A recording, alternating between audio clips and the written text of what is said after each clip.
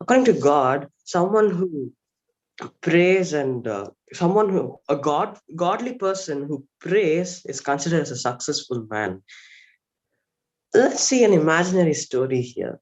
Let's see that Satan, he had a meeting with his fellow angels, the one third who were left. Um, they had a meeting where they all got together and they were like, how to bring these Christians to our side, like they're on Jesus' side, and they wanted to bring them on Satan's side. So one angel told, we can stop them from going to church. Another told, we can stop them, let them not pray. But at last, after they told everything, Satan came and he gave the conclusion. Let them go to church, let them pray, let them do whatever they want with their God, but we need to keep them busy. We need to distract them. We need to keep them busy always. We need to overstimulate the minds of them so that they cannot hear the still voice of God. We need to distribute constantly with magazines, newspapers, let the TVs, mobile phones, everything be on, let noise, phone calls, um, everything go on and on, let it ring, let the house be filled with music and everything. And he took off nature, which was the recreation of God, and he put amusement parks and movies in them. And he put no time for God. And is don't you see that it's coming real right now? We don't have time for God. We have for everything. Our home is filled with magazines, TV, and movies, and we enjoy them, and we don't enjoy our time with God. Isn't it true that Satan, he overstimulates our minds, and we cannot hear the still small voice of God? We're just like Martha, for example. She also sat with Jesus. She sat with Jesus at his feet, but she was cooking for Jesus. Is cooking for Jesus wrong? Is anything wrong in that? No, but why? You see, the Mary was keenly listening every word from the master, but Martha, she was distracted to do works, and she was distracted by to do cooking, and she was distracted like that. And we are just like that.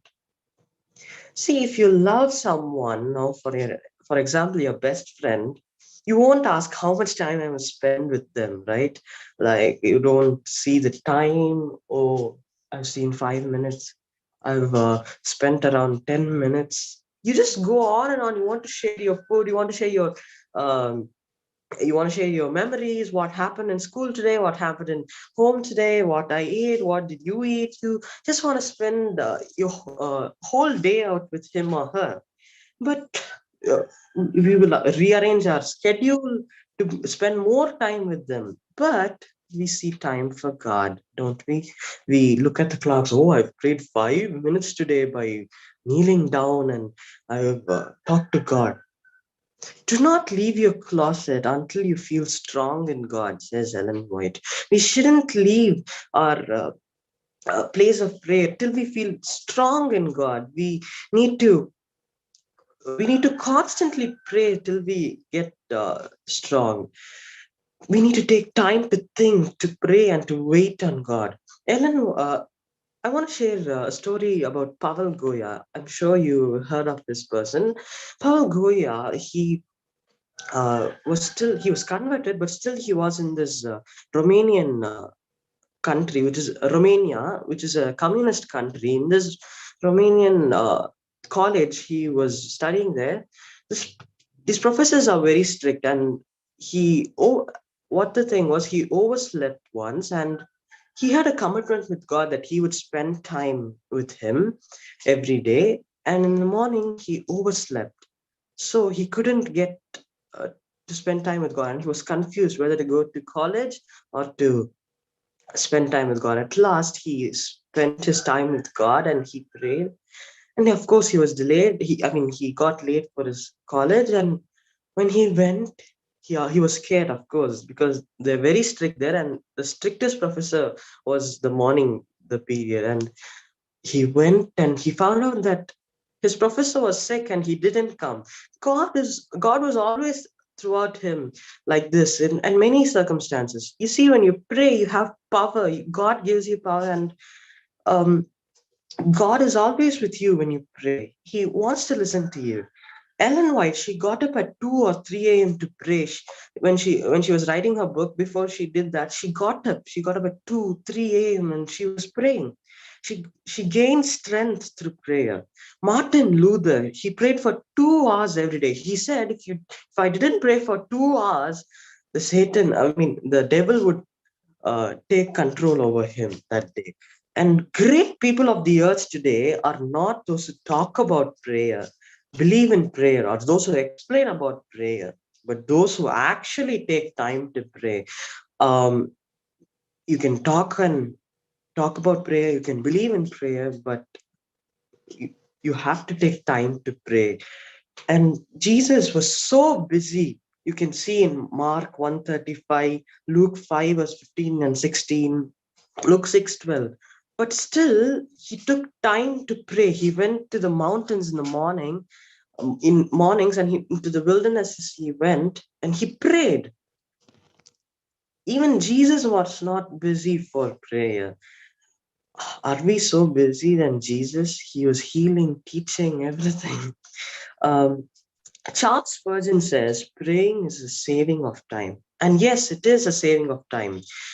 If you have 1 hour for prayer and you have 1 hour to study a formula or equation, if you choose prayer and you pray, you spend time with God, you ask God to please help me teach this equation, God will help you teach this equation in just 15 minutes. He has the power to do that, and you will understand very fast when you pray and then start your day or uh, start reading your books. And I want to end this short devotion with my testimony. I myself am a baby of prayer. I was born because of prayer.